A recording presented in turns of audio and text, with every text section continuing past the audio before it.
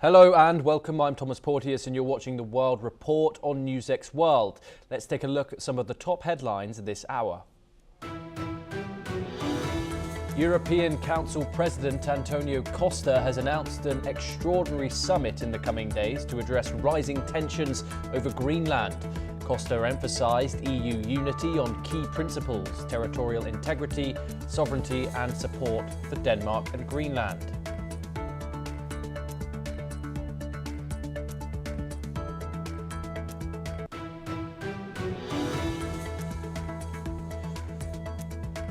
Denmark's Prime Minister says Europe will not be blackmailed by President Trump's tariff threats. 8 US allies warn his plan risks a dangerous escalation as he does not rule out using force.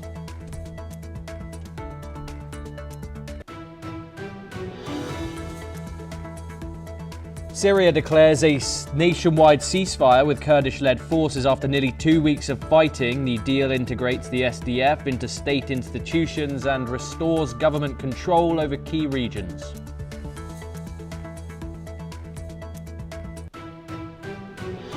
The Pentagon orders around 1,500 active soldiers in Alaska to prepare for possible deployment to Minnesota amid large protests over federal immigration enforcement.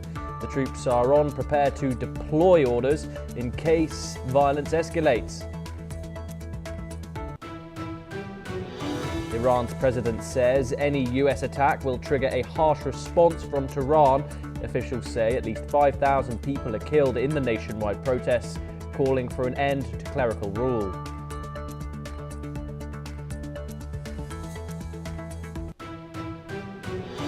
Ukraine's top negotiator says peace talks with US officials continue as the Davos Forum opens today.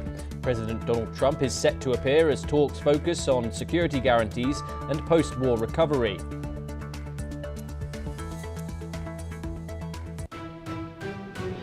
The Israeli military launches what it calls a wide-scale counter-terrorism operation in the West Bank city of Hebron.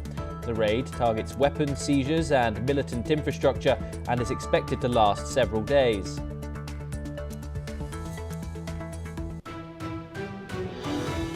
President Trump invites 60 nations to join a board of peace offering permanent membership to states that pay $1 billion. Only Hungary accepts so far as diplomats warn the plan could undermine the United Nations.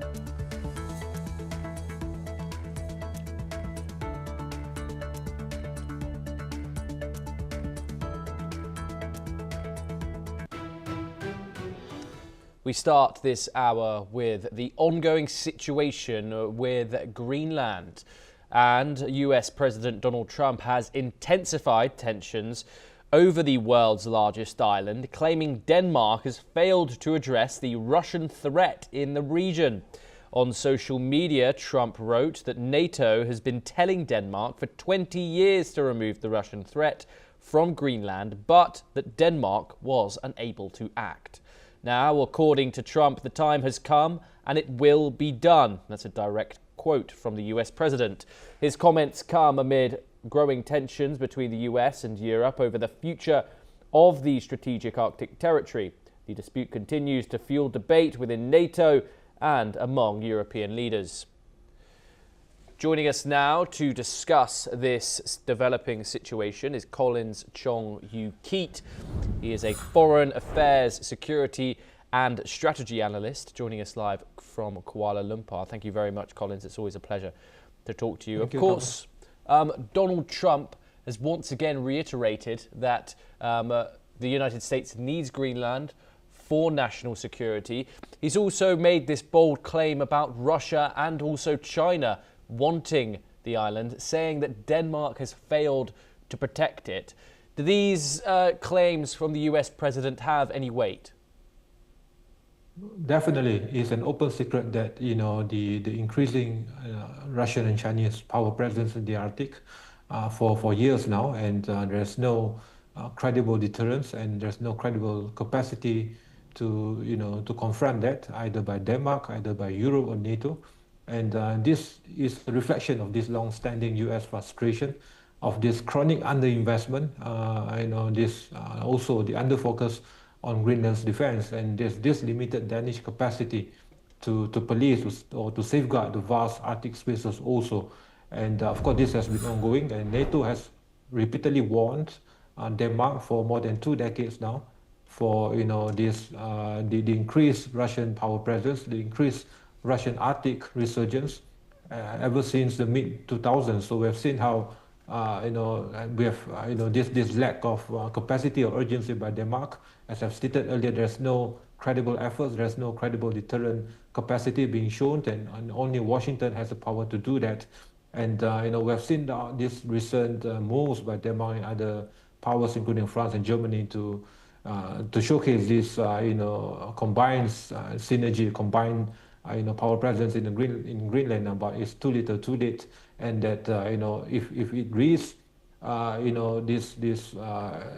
this move by President Trump, we have seen how President Trump is willing to prioritize Greenland over NATO. So there's no return, there's no positive returns from NATO to the US now as compared to Greenland. So if all it takes for Europe to double down on its stand to confront President Trump on his approach for Greenland, and President Trump is more than willing to forego NATO and to prioritize Greenland instead, saying how it will be of strategic importance to the defense and security of the US as compared to what NATO has provided to the security of the US as a whole.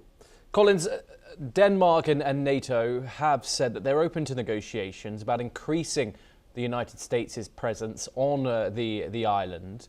Why does the United States need to own Greenland outright, given the fact that Denmark, of course, is a NATO ally and it's held the autonomous territory for over 800 years? There's no tolerance for any kind of control or presence by the U.S. other than a downright option to make it as the official territory of the U.S. Seeing how the current arrangement has been inadequate in terms of of course allowing certain aspects of the military presence of the U.S. in Greenland, but we have seen how the sphere, the sheer volume of the Russian presence now and the Chinese presence, and how Russia has now treated the Arctic as a core military theater, not a peripheral theater, in terms of hypersonic missile deployment, in terms of donor fleet expansion by Russia. And we have seen how there's this lack of urgency, there's this lack of capacity to confront that. And of course also by owning Greenland outright, can it ensure the long-term security of the US and also the long-term security of Europe as a whole, and in protecting the sphere of the Arctic. If this is not done, if Greenland still continues under the current status quo of control by Denmark with this inadequate military capacity, this will open up new openings for Russia and for China to use that as a strategic front to expand the control beyond the Arctic. And this will spell doom, this will spell further risk, not only for the US, but also for Europe as a whole. And of course, if President Trump is to examine and to take into account this whole cost-benefit calculations, Greenland is strategically more important for the US. And if it needs for President Trump to withdraw from NATO as a threat, as a pressure to Europe and Denmark, to allow for this annexation or downright owning of Greenland, then we as well be that option, because as I've stated, Greenland is strategically more important to the US as compared to NATO, and this will spell even greater disaster for Europe and for Denmark if there's no Washington security umbrella for NATO, for Europe, and then you will be now exposed in terms of the Arctic security, in terms of the eastern flank in confronting Russia, and you will now be trapped in these multiple fronts in the Arctic as well as the eastern flank. So I would say that it is of great timing. Now is the time to ensure that there's this sustained and assured long-term US security presence by having this downright ownership of Greenland.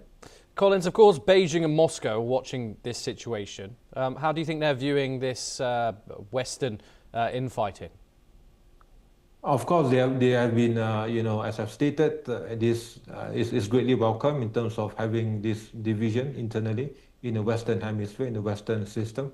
and just infighting among NATO members. And of course, also we've seen at the same time they have been wary of the different approaches, the no holds barred approach of President Trump in gaining control over Greenland. So if this is successful, and I foresee that this will be successful for this year, one way or the other, and this will also spell greater doom to both Moscow and Beijing, having gained this unchecked presence for the past 2 decades now, with literally no deterrent capacity by them or by Europe. But now under President Trump, there's finally he has turned the tide, and this is the time where the US will now take over the foremost security geopolitical front in the Arctic. And at one time, on one hand, they'll be happy to see this infighting, but on the other hand, they'll be wary of how things might shape over Greenland soon,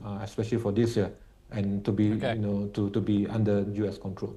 Collins, do stay with us as we move over to the ongoing conflict in Europe for our next update. And Ukraine's top negotiator, Rustem Urumov, confirms that Kyiv held substantive talks with Jared Kushner and Steve Witkoff on security and economic issues. These discussions are part of Ukraine's ongoing efforts to secure post-war guarantees and recovery plans. The talks, which took place in Florida, will continue at the World Economic Forum in Davos this week. Meanwhile, Ukrainian President Volodymyr Zelensky highlighted the very difficult situation in Kyiv as Russia's nightly missile strikes continue to target Ukraine's energy grid. Zelensky stated that 58,000 workers are racing to restore power and heating networks amid freezing temperatures.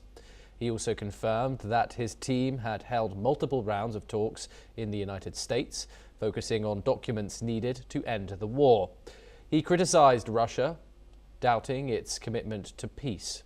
Let's listen in. Були сьогодні доповіді нашої делегації з Америки. Рустем Умєров доповідав по зустрічах з представниками президента Трампа. Було вже кілька раундів перемовин. Працюють над документами, які потрібні для закінчення війни. Важливо, що українська команда повністю інформує американську сторону про те, що відбувається в Україні, та про постійні російські удари по нашій енергосистемі. Якщо б росіяни дійсно серйозно хотіли закінчення війни, вони б зосередились на дипломатії, а не на ракетних атаках, не на блекаутах та спробах завдати шкоди навіть нашим атомним станціям. У нас є дані щодо об'єктів, по яких Росія робила розвідку для ударів. Все чітко говорить про те, що дипломатія для Росії точно не... Collins joins us once again to discuss the ongoing conflict in Europe's east. Collins, of course, we're seeing diplomacy continue between the United States and Ukraine. Russia, however, holding a limited place to the Davos Forum, where we're expecting the next week of diplomatic negotiations to take place. Security guarantees, of course, remains one of the key issues when it comes to ending this war, and of course making, in particularly, satisfying Ukraine's side of the deal. Do you see, at the current stage that we are at in these negotiations, any progress, any substantial progress being made this week between Ukrainian officials and Donald Trump's envoys?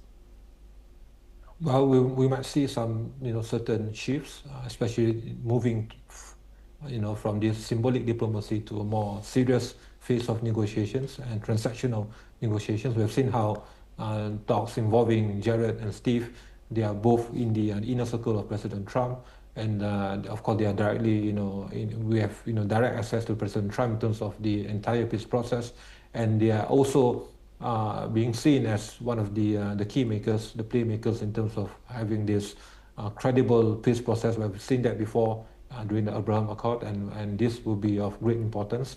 But also from the perspective of Ukraine itself, we've seen how, the situation on the ground has not been encouraging. There's this prolonged fatigue, manpower fatigue, and also exhaustion in terms of the morale as well as economic resilience and capacity to sustain that.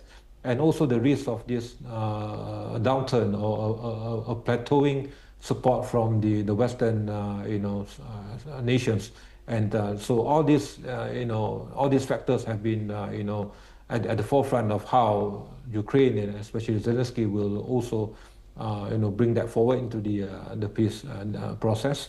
And I foresee that with the inclusion of Jared Kushner and Steve Witkoff, I think this will be a decisive phase in the process, and that and as I've stated, this Ukraine is not in a positive position now, and the onus and the pressure will be on Ukraine and Zelensky to of course have some, as President Trump has stated, not to prolong or not to drag their feet on this whole process, and which would then be taken as a pretext by Russia to accuse Ukraine of the ones that have been dragging the feet. And this has always been of great importance, especially also in the context of the process in Davos, to emphasize these post-war reconstruction efforts, and that's why I've stated the prospects are more encouraging now to shift the focus to a more prospective and positive avenue of a post-war rebuilding exercises in terms of also providing this long-term relief, and all these sensitive and complex issues of the security guarantees, as well as the regions that are still being in control by Russia. And I think this will be worked out with greater effects with the involvement of Jared and Steve. Colin Shong-Yu-Keat, thank you very much for joining us here on News Thomas. 6 World. It's always a pleasure to talk to you.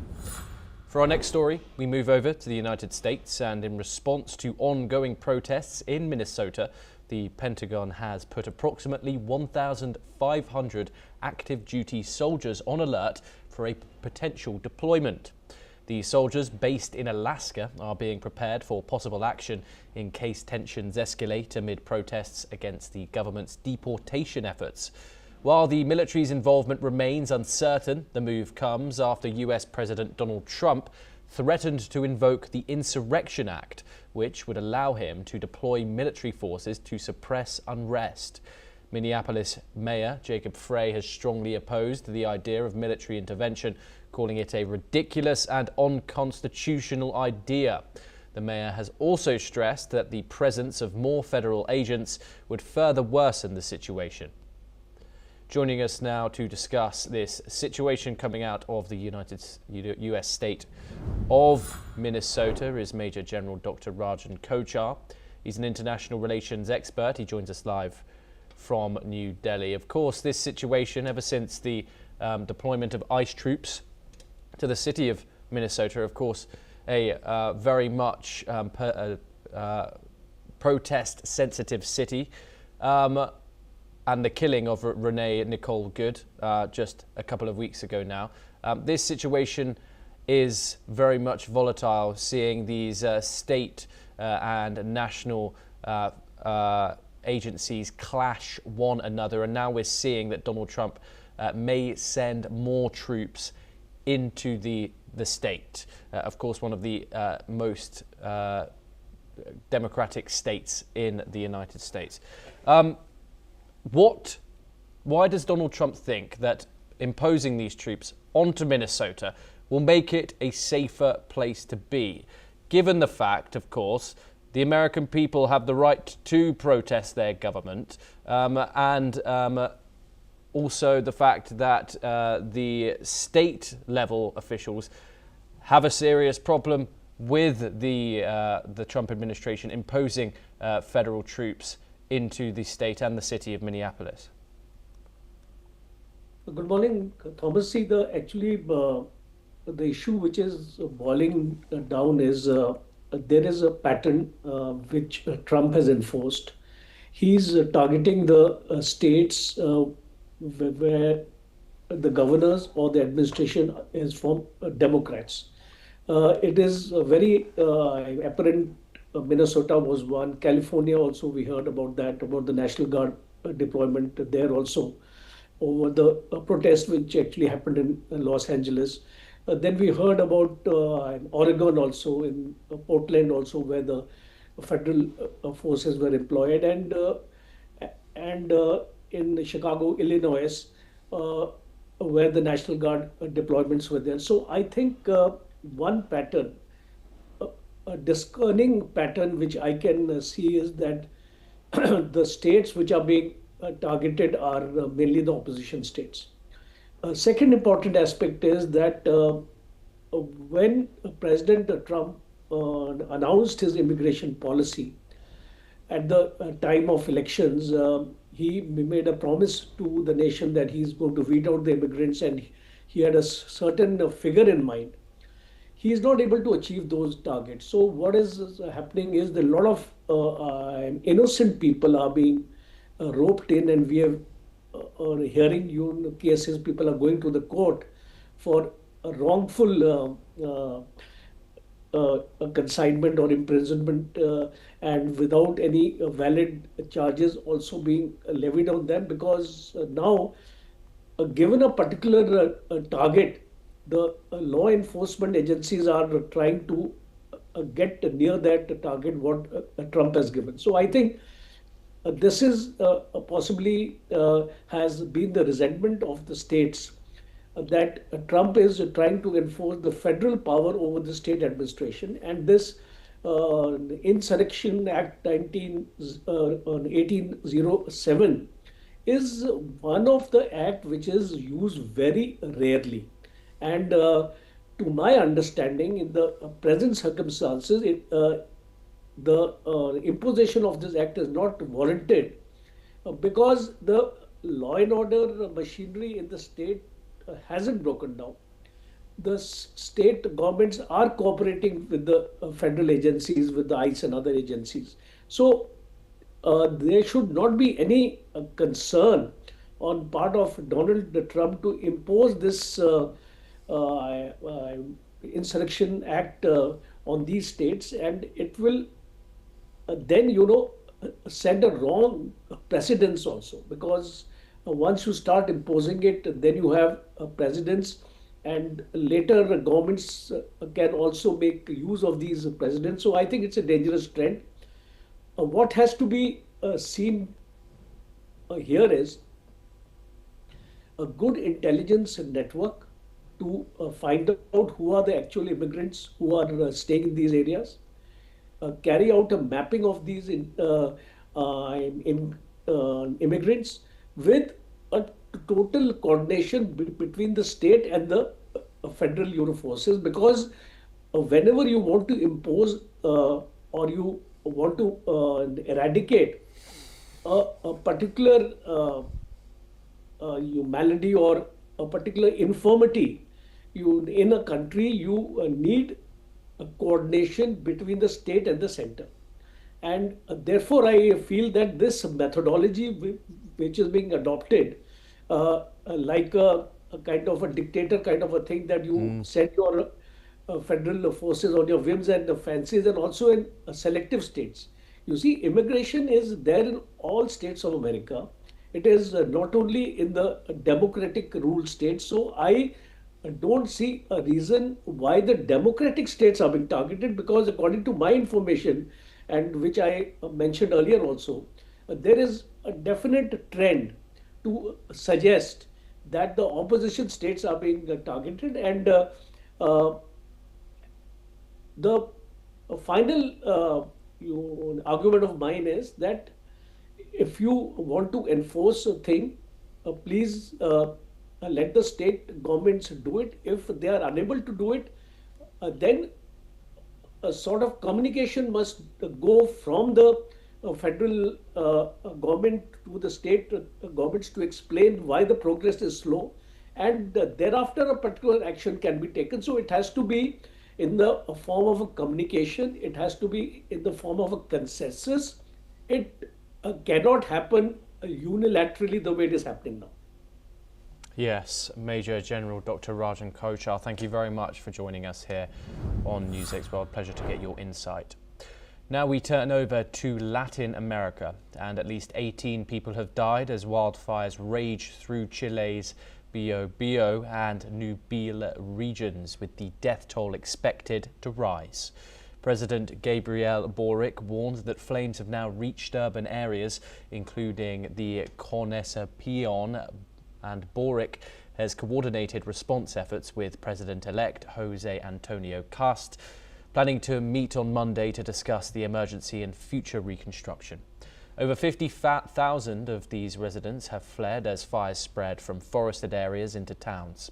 Chile's fire season has worsened in recent years due to drought and expanded commercial plantations.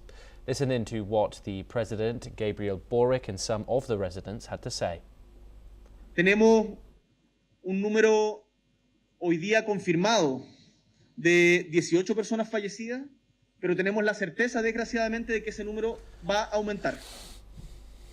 Now we turn to East Asia, and the South Korean President Lee Jae-myung and Italian Prime Minister Giorgia Meloni have agreed to expand cooperation across key strategic sectors. Talks held earlier this week, the two leaders decided to strengthen collaboration in areas including artificial intelligence, aerospace, semiconductors and critical minerals. According to reports, both sides also agreed to step up joint efforts to build resilient and reliable supply chains for critical minerals. Giorgia Meloni and Lee Jae-myung further discussed cooperation in joint research projects, academic and people-to-people exchanges, as well as tourism and cultural ties. The two leaders also reaffirmed their shared commitment to the denuclearization of the Korean Peninsula.